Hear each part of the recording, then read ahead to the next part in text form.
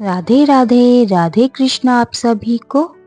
आज मैं आपको वैद्य जी की कथा सुनाऊंगी, जिस कथा से हमें पता चलेगा भक्ति की शक्ति का। और भगवान पर विश्वास करने का मतलब है कि हमें यह विश्वास होता है कि ईश्वर हमारी प्रार्थना सुनेंगे और जो हमारे हित में है वही करेंगे। वैद्य जी अपनी पत्नी और पुत्री के साथ वृंदावन में रहते थे। वो श्री कृष्ण जी के भक्त थे और श्री कृष्ण जी की भक्ति में मगन रहते। वैद्य जी जब भी दुकान जाते तब अपनी पत्नी को कहते, तुम्हें जो भी दिन भर का सामान चाहिए उसको एक लिस्ट में लिख दिया करो। वैद्य जी जब भी दुकान जाते तो लिस्ट पढ़ते और सामान का भाव देखते और श्री कृष्ण जी से प्रार्थना करते, हे कन्हैया, आज के सामान की व्यवस्था कर देना।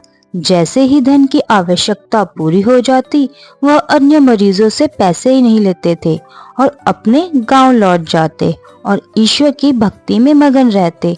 यही उनकी रोज की दिनचर्या थी। एक दिन वैद्य जी दुकान पर आकर चिट्ठी खोली तो वो एकदम से हैरान और परेशान हो गए, लेकिन श्री कृष्ण जी पर विश्वास रखते थे इसलिए उन्होंने यह सब कन्हैया पर ही छोड़ दिया। पत्नी ने लिस्ट के सामान के नीचे लिखा था बेटी के दहेज का सामान। फिर वैद्य जी ने दहेज के सामान के सामने लिख दिया, ये काम कन्हैया ही जाने। वैद्य जी अपने मरीजों को दवा दे ही रहे थे, तभी उनके दुकान के आगे एक गाड़ी आके रुकी। उस गाड़ी में से एक सज्जन बाहर निकला और वैद्य जी को प्रणाम किया। बाकी के मरीज दवा लेके जा चुके थे। वैद्य जी ने कहा, आपने दवा लेनी है तो अपनी नाड़ी दिखानी पड़ेगी। वह सज्जन कहता, वैद्य जी, लगता है आपने मुझे पहचाना नहीं। मैं आज से 15-16 साल पहले आपके पास आया था और इंग्लैंड जाने से पहले ही मेरी शादी हो गई, लेकिन हमें अभी तक औलाद नहीं हुई है। हमने अपना इलाज हर जगह करवाया पर कोई फायदा नहीं हुआ। फिर मुझे किसी ने आपके बारे में बताया। तभी वैद्य जी ने कहा, निराश नहीं होते, श्री कृष्ण जी में विश्वास रखो। अगर कन्हैया की कृपा हुई तो तुमको संतान का सुख अवश्य मिलेगा। तब वैद्य जी ने पुड़िया बनाकर दी और खाने की विधि भी बता दी। जैसे ही वह सज्जन ने वैद्य जी से दवा के पैसे पूछे तो उन्होंने मना कर दिया और कहा, मैंने आज का खाता बंद कर दिया है।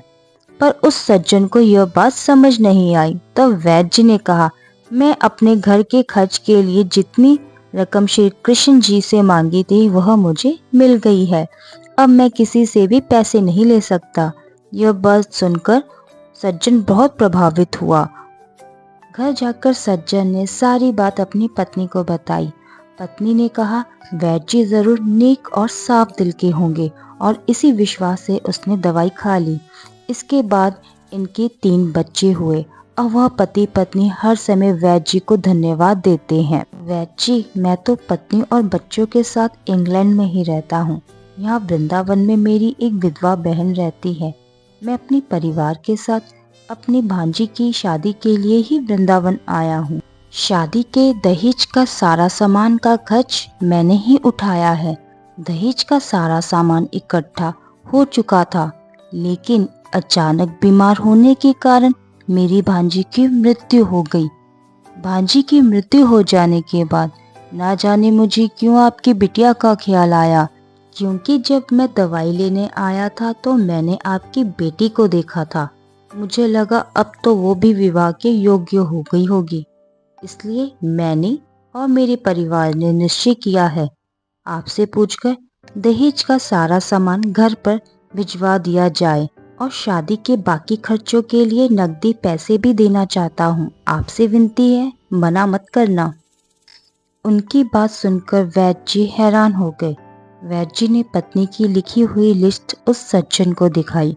वैद्य जी कहने लगे, जब सुबह मैंने दुकान पर आके लिस्ट खोली तो पत्नी ने राशन के सामान के बाद लिखा था बेटी के दहेज का सामान, और वैद्य जी ने लिख दिया था ये काम कन्हैया ही जाने। वैद्य जी कहते, आज तक कभी नहीं हुआ जो लिखा है वह मुझे ना मिला हो। वैद्य जी बोले, मुझे आपकी भांजी की मृत्यु का दुख है, लेकिन मैं विस्मित हूँ। कि कन्हैया जी अपने कैसे कैसे रंग दिखाता है। लिस्ट देखकर वह सज्जन भी हैरान था।